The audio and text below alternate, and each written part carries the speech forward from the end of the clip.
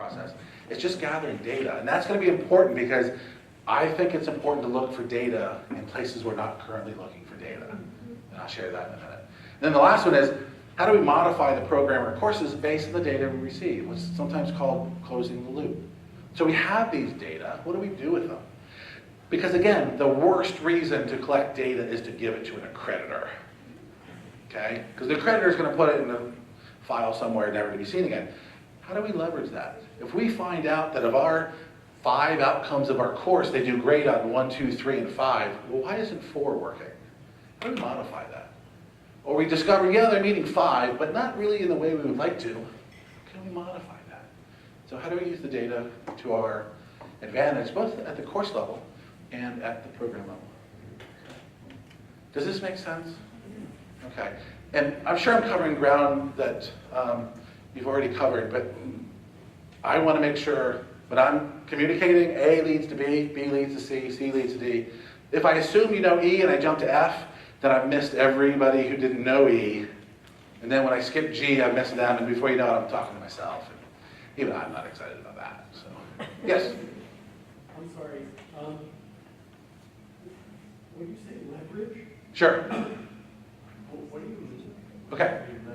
Sure. How do I use data to make my course better?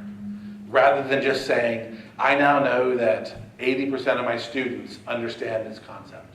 How do I take those data and work that data so I can actually make them better learners, make them understand it better? So that's kind of what I mean by leverage. So leverage to me means making it more than just the data that they are. Let's pump up the volume. Obviously, we're doing a ton of this around here these days because the accreditors come. I could use some help from my colleagues in the room because I feel like all of the learning outcomes I work with in the unit that I'm in do just the top line. To know and to be able to do, I'm all over that. Right. And all the learning outcomes are I need examples of what that answer value, what does a learning outcome look like that has the value piece? Because To be honest, has one. yeah, to be honest, you will rarely see them.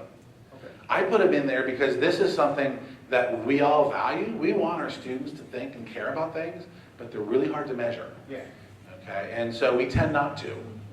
So any outcome has to be observable and measurable because we're going to observe it and we're going to measure it. Okay? The problem with looking at attitudes and beliefs, oftentimes you need to see people in action. Yeah. I know whether or not a teacher cares about their students based on what she's doing. I know whether or not somebody cares about their clients based on what she's doing to the clients. And we tend not to gather those data. Not that we can't, but it's a little bit more of a challenge. So the reason why you're not seeing them is it's hard. But from my perspective, I want that in our vocabulary because I think it's important. Okay. Yeah, let me jump in the back and then up front. Yeah, and I was just going to respond to that you can get at it with reflective writing. I understand how to get at it. I'm just wondering about learning outcomes What that actually would read that way. Right, Yeah. right. I've done it within courses, but I haven't, not at a programmatic level, although don't we have something that's values? Some of the overall Hamline mission, yeah, have values expressed.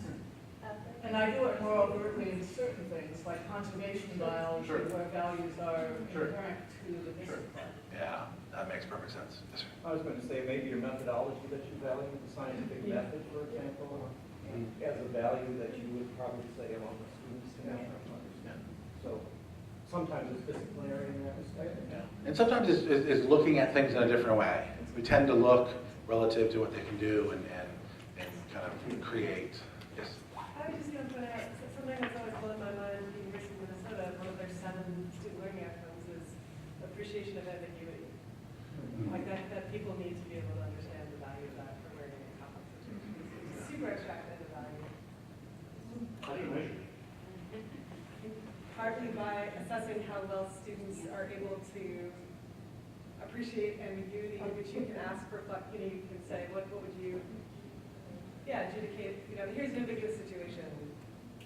What do you appreciate about it? It's open-ended questions, but it isn't a slam dunk right or wrong, and how do they deal with that? Yeah, it ends up being challenging. Yeah. All right, so what I want to do is show a quick example of this, starting at the program level. Now this is top down. courses bottom up, and we need those to meet like a good ice cream sandwich. Okay, and that's the direction that we're headed.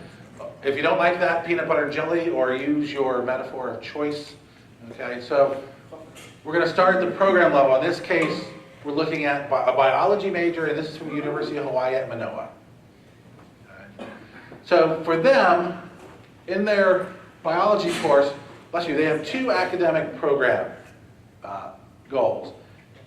Students who graduate from their undergraduate program should have knowledge of biological concepts, processes, systems, and techniques. So that's the basic information part. And they should have knowledge and skills sufficient to enter graduate school or biology profession. These are the goals. Now, a goal is something general. It's not observable. It's not measurable. These are going to have to be broken down into outcomes. Okay? So they just have 2 academic goals. You can have other program goals. Like a program goal might be that 80% who enter the major complete the major. 50%, this is a STEM field, 50%, or at least 50% of the students who complete should be female or individuals of color. Those are goals for a program, but they're not academic goals. So these are the knowing, doing, caring about goals.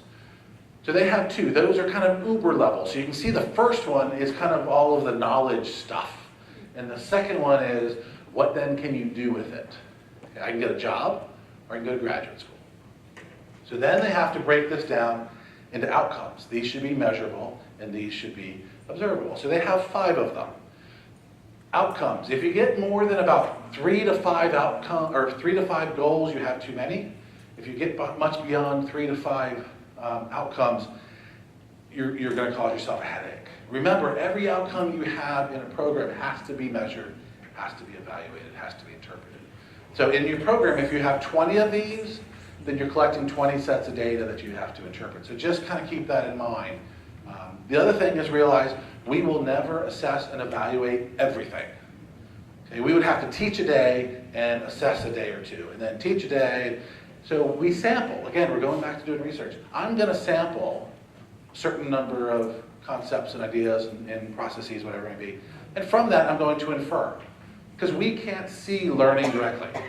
So I can't look at somebody and go, yes, he got it. I can tell just by looking. And we can't pop open the back of the skull and look in. So we have them do stuff, and from that doing, we infer whether they know something.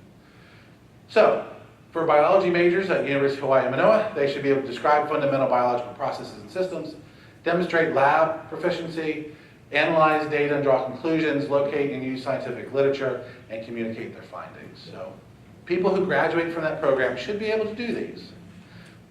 How they learn to do these is infused in their coursework. Can I ask why you did that editing to change perform appropriate analysis into analyze data?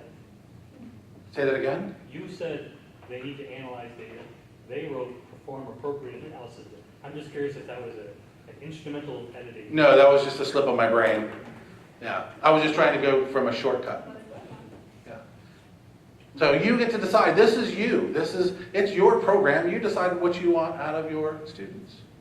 Okay? Now what we need to do is figure out how are these 5 located in these courses, because what we want to avoid is saying they'll get this in the sum of their experiences. Okay, what that means is nobody's responsible, just the sum. Which means I'm thinking, I don't need to do it in my course because he'll do it in his course.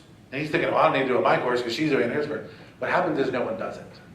So we need to figure out who is at some level responsible for whatever that outcome is of interest.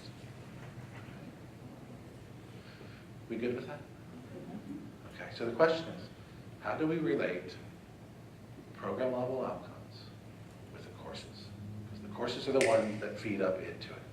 What we use is called a curriculum map. Okay, who's done a curriculum map? Excellent. Okay, good. So this is what a basic curriculum map looks like. Typically, one axis will be your outcomes, one axis will be your courses.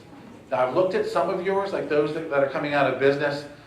They're just flipped. Courses across the top and outcomes are down the side. It's the same thing. So here's outcomes 1 through 5. Those are up there. Here are their courses, okay, and they've got 6 of them. Then what you do is you use some level of coding, and you have them in yours. I stands for introduction. When is this information or these skills introduced to the student? R is reinforced, so they're getting practice with it, they're hearing it again, hopefully in different ways, for different purposes, to make it flexible knowledge, not just the same thing over again. When should it be mastered? Okay. And then when is it assessed? So if we take a look at the first outcome, which is fundamental biological processes and systems, they get introduced to the basic knowledge part of it in 105 and 102. It gets reinforced in 215 and 324, and then mastered in 435, and they're assessed in both of these. Okay. So for each of the outcomes, you can track which courses are responsible for introducing them, developing the ideas, mastering the ideas, and then being assessed. Yes? I'm just noticing in this map, the assessment is only in later courses. So, is that true? Yeah, So most of them. So there's no opportunity for a sort of pre-post. You would have to do the pre-part either outside of the coursework, or Early. they could do it here, but from an alignment of whether or not they can meet those goals, this is what's eventually going to tell them whether they're meeting them. From a developmental standpoint, we would like some sense that they've grown and not just met. I just wanted to ask in follow-up to Bonnie's point, it doesn't mean that they aren't assessed inside the courses. This A is for the program level. Correct. Suck it up into the vortex. Yes. That's where we're going to do the program assessment. Yes. But In fact, each course could have an assessment task related to that. yes. Yeah. And we would assume that these other courses, at some level, assess them, but they would be at different levels. So if this is an intro course and I'm assessing basic knowledge, I would assume they understand it at this level. Right. But by the time they're juniors and seniors, I would assume they understand it at this level. So you're right, the A only represents what is being responsible, the assessment that's responsible for drawing the conclusion as to whether or not they satisfied that outcome. But without the free, you can't be sure that your program did anything. Correct. All you can be sure of is by the time they're done, whether or not they could do it. So from a developmental standpoint, you would like some sense of their performance. And again, you could gather data in the first 105 and 205 that'll give you some of that comparison data. Yes, sir. How do you define when something moves from introduced to reinforced? So like Q1, you have introduced in probably 105 and then 205. Sure. So when does it, I think that's sort of what we struggled with in our curricular map, where what's the turning point from an introduced to the R? Sure. For the most part, the introduce means I'm introducing different information, different knowledge. Okay. This means I'm going back over it again in some sense. Now, it's not that cut and clear. We're not cutting diamonds. Okay, all this is at the very gross level. So when we're trying to split those hairs, I just sit back, relax, and just make a decision. But for the most part, these might be concepts 1 through 5, and these might be concepts 6 through 10, and this is reinforcer of 1 through 10, or some subset. Same thing here. Yeah. So we're building. Does that make sense? What this does is it maps out for us a certain level of responsibility. It maps out for us that alignment, so we know where these things are supposed to happen. What this doesn't do is it doesn't tell us anything about how the courses are taught. It doesn't tell us anything about how we're assessing them. And that's where we focus on the classes. So it's introduced. How was it introduced? Under what conditions? How are we getting students to process their learning? Okay, and now we're going to reinforce it. Okay, so what do we do there? We want them eventually to be able to master it. So if they're going to be mastering it, they need practice of retrieval, they need to understand it under varying conditions, they need to understand the principles involved, and they need to be in control of it. And that's built through the other courses. So this mastery doesn't happen in course 455. It's the sum or the product of all of these. So we don't become mastery level on a Tuesday. I woke up Monday, I didn't really understand any of that old crap cycle stuff. But man, Tuesday morning, I got it. Okay? I now understand all of that energy stuff. Okay? So it's building on it. And this is just laying it out, seeing where things are done. Okay? good with that? Yes, I have a terminology question. sure. And I appreciate they introduced reinforced master, Hmm? but my guess is most of us in this room don't believe that our seniors, even our best seniors, have mastered some Sure. of these goals. So is there some way that we can, acknowledge that we're talking about undergraduate level goals and Mhm. communicate that actually to students? Because I think we do them a disservice to let them think that when they graduate, they actually have mastered a major, Sure, yeah. when we know they haven't. Exactly. And you're right, when they graduate, mastery is a continuum, as expertise is. And you hope that going from a first-year student to a fourth-year student, you're here. But then if you go into that profession, boy, you get better and better and better. So you're completely correct. A couple different ways. One is a section that defines these. So at some point, you need to decide, well, what do we mean by introduce? What do we mean by master or whatnot? But also, think about your language. Now, the master language is kind of the language that's out there. It's language that people are comfortable with. So if I'm looking at your documentation, I know what this is. So I would say the best way is to create a paragraph that says, this is what we mean by these. We understand that a fourth-year student doesn't really have full mastery over this, but they are able to do A, B, and C. So mastery at an appropriate level. So part of this, of using something like this, is that others will understand what you're talking about from a communication. But I think it's important to explain really what you mean by mastery. And I think that, Robin, you're not alone in that concern, and I think there's been other groups across campus that have chosen different language, and we don't have a university-wide mandate of a certain language. So some use advanced, Mhm. some, introduce, reinforce, advance. So you can choose, there's a variety of programs doing a variety of language. And it's all about it's all about consistency and communication. So you can really decide what you want these things to mean, just decide what you want them to mean as you move forward. Yes? I might be jumping ahead, but are you going to talk then about how these curriculum map have to work together for all graduates? Because I think that's where a lot of us in our programs were pretty good, Mhm. right? For those Yes. 44 credits over which we have, control. Mhm. But then same, how does Dr. Doolittle do this in this program that you may or may not? Yes, we will address that just a little bit. But that's a great question. So from what I want to do before we leave this particular slide is focusing on the assessments. We don't know what they are yet. All we know is that they're going to do something from which we're going to gather some data that's going to allow us to draw a conclusion relative to whether or not and to what degree they've satisfied that outcome. So have they, in number one, have they mastered it at a baseline level? Have they mastered it at an intermediate level? Have they mastered it at an advanced level? We don't know any of that yet. We don't even know what the assessment is yet, which is good.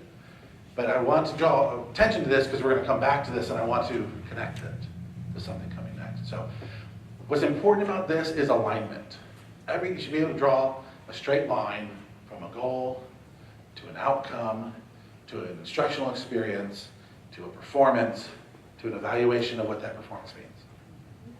Okay? If we can do that, life is good. Okay? That's really ultimately what we're looking for. All right, so we've done the conceptual stuff. We need to take our brains back out, and I'm going to put you to work again. Okay?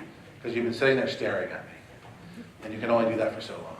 And so what we're going to do in this case is I'm going to show you a series of words. What I want you to do is just remember them. Okay? Can't write them down. Just remember these words. Each word will be up there for about 4 seconds. Okay? And when we're done, we're going to play with them a little bit. So all I want you to do is to remember these words as best you can.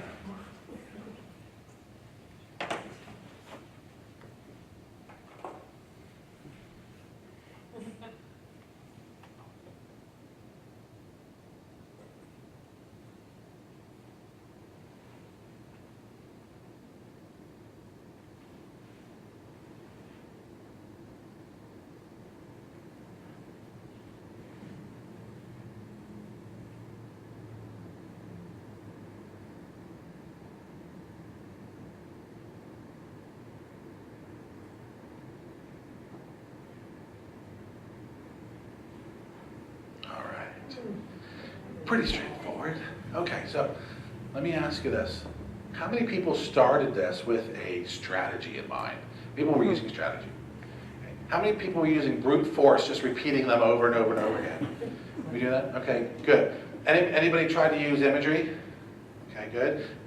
Way to generalize strategies. Anybody try to create a sentence with them all in there somewhere? Okay, good. How many people, there's 12 words. How many of you are pretty sure you still have all 12 in your head? Okay, so we've got 1 or 2 out of 60 or whatever we've got here. So we've got strategies, most of which weren't successful. Can you remember 12 words? Oh yeah. Because otherwise we're going to have a really boring conversation if you've only got 12 words or you can only remember 12 words. But they're kind of abstract words. They're floating around. So what I'm going to do is rather than having you write them down, I'll just give you a word and you tell me if it's in the list. Okay? So is the word chair in the list? No. How about carpet? No. Car? No. Tree? No. Aardvark? No. Sleep? Yes. Ice cube? No. Tennis shoe? No. All right.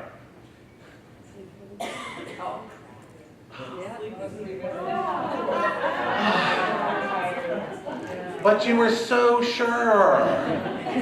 Aardvark, no. Sleep, yeah. All right, very cool. What happened? What explains that? Association. So would it make sense for sleep to be on the list? All right, and you already told me you knew, with the exception of a couple people, that you didn't have all 12 in your head. Because if you had all 12, I'd have given you a word, and in your head you would have gone, check, check, check, check, check, check, check, oh, there it is, or nothing. And we've done this list experiment lots and lots of times, and so we know the further down the list it is, the longer it takes you to say yes. So we could measure that. But you knew going in you didn't have them all. So you're making an inference, would it have made sense? Okay? So it tells us something about what we learn. What else? This tells us actually several things about how our learning occurs. What else does this tell us about how we learn? Association is important. What else? Application will help remember. Yeah, application to bring it out of the abstract. Okay, again, we don't do well with abstracts. Okay, what else does this tell us? We group words together. We group words together based on what? Likeness or association between each other. Yeah, between likeness, association, meaning. So we do that. Now, did I tell you to group them? No. You just did it, right? Because we are meaning-making machines. That's what we do. We go through life trying to make sense of stuff. So when you see a sign that you've never seen before, you also make a judgment as to whether or not it's important for you to understand the sign. But otherwise you stare and go, I wonder what that sign means. And you come up with an idea of what it may mean. Have you ever wakened late at night because you heard a sound? And you go, you spend the next 5 minutes trying to figure out, was that the trash, the cat, the back door with the scary person? Was it water running? Did I leave this open? You try to solve the issue of what it is. And then you realize, oh yeah, I forgot, I put this in the trash, and I bet you that just shifted and it made that weird sound. But we go through life trying to make sense of things. Somebody had a hand up back here. Oh, I was just gonna say that one thing that I thought also influenced it is the group, that we all did a group response. Because I noticed I was a little uneasy about the word sleep, but then we were all saying it. Yeah, yeah. It was like, Sure. I'm curious if you've ever done the exercise just with flipping or something. Well, you can do the same thing and just have them write it down. You can say, write down all the words that you remember, and sleep will start to come in. I did this when I was in Mexico teaching, and I translated all of them.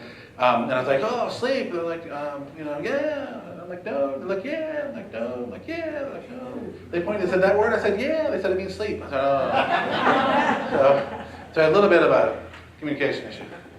So it tells us a couple things. One, we construct knowledge. Okay, we are not tape recorders. We are really bad at that. We have to build knowledge. We build it going in. We build it coming out. We do that through processing. Knowledge is organized. Okay, Piaget, the psychologist, said we organize the world by organizing our minds. So the organization of the world exists up here. We know what these tables are because of what's up here. Okay? This table isn't inherently a table until we decide it's a table. Okay? Otherwise, it's just a thing. And if you have questions about that, have you ever gone to an antique store and pulled up what apparently is a kitchen utensil and had no idea what it was for? but the people who built it did, and the people of that period did. Right? And we have languages we still can't quite decode, but they understood them when they wrote the tablets or chiseled them or whatnot. Right? When specifics are lost, meaning remains.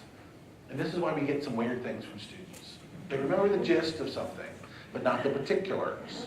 And so sometimes the gist comes out a little weird. And it's because they lost the particulars. Right?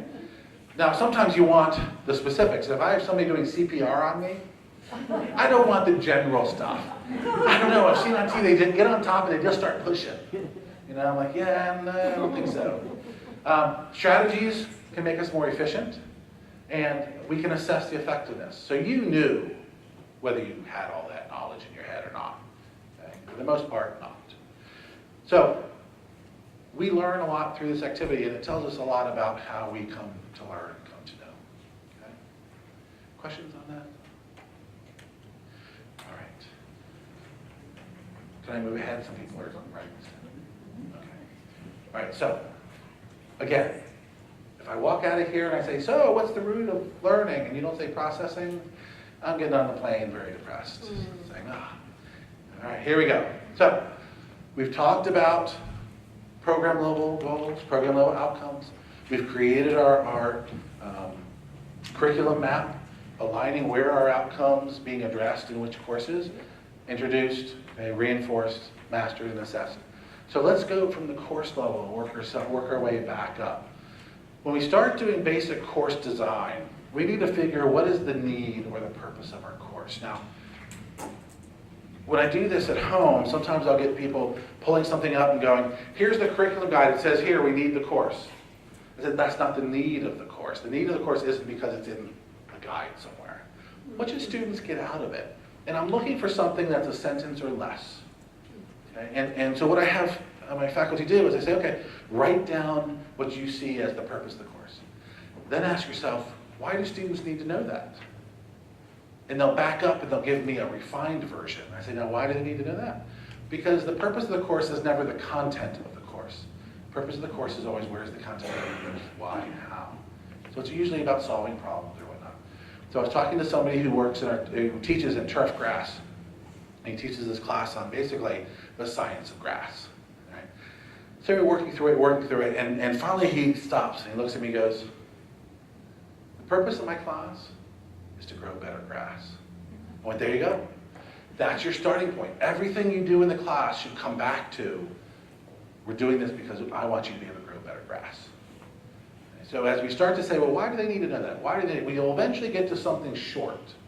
And it'll just be the essence of what you're doing. Okay? But it's a way when students say, well, what is your course about? It's about growing better grass. Okay? I had somebody who was teaching in history.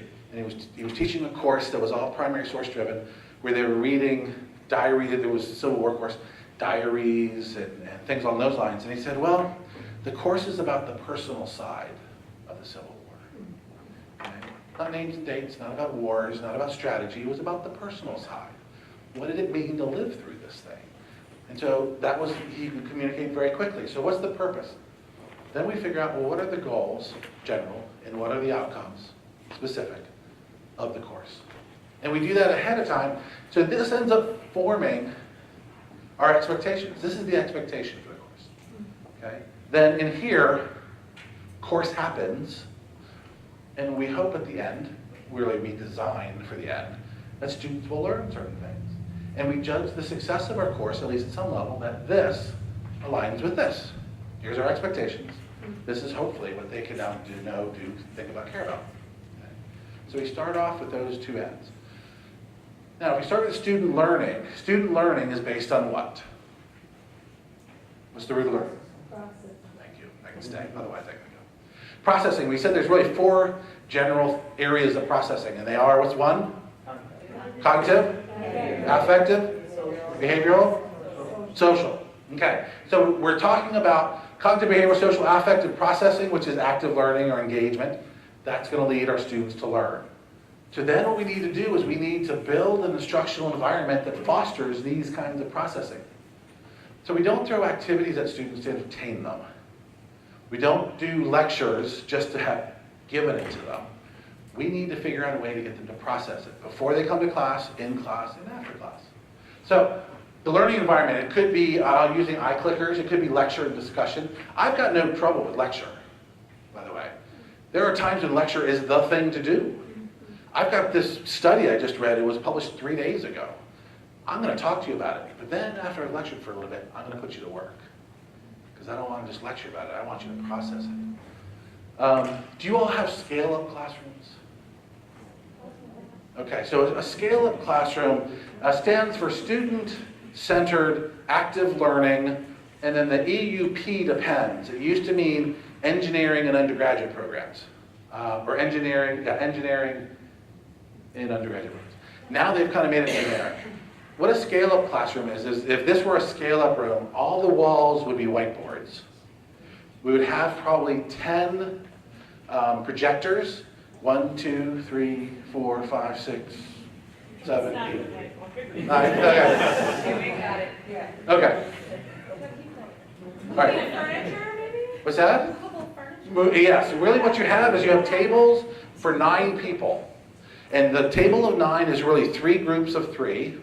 And in the middle, you have cables coming up that connect to your screen. Okay? And then you do group work in groups of 3s or groups of 9, but you can then also project. I, as a teacher, can share what's going on. So it's really project-based learning or problem-based learning. But the whole idea is we build an environment that's appropriate for the kinds of processing we need. So we may need them to do artifact development, we may need them to do design work, we may need them to go out and interview clients, whatever it might be. We have to build an environment that fosters this kind of processing. Okay? Now, what we don't want to do is get to the point of saying, well, now I've figured out all the learning, and that's this level here. Now that I got all the learning figured out, let me whip a little assessment on them. Because somebody's going to ask me, well, did they learn? Oh, sure, I gave them a midterm test and a final test. Well, you could do that, but that's not going to give you a really good sense of what they know, what they can do. Okay?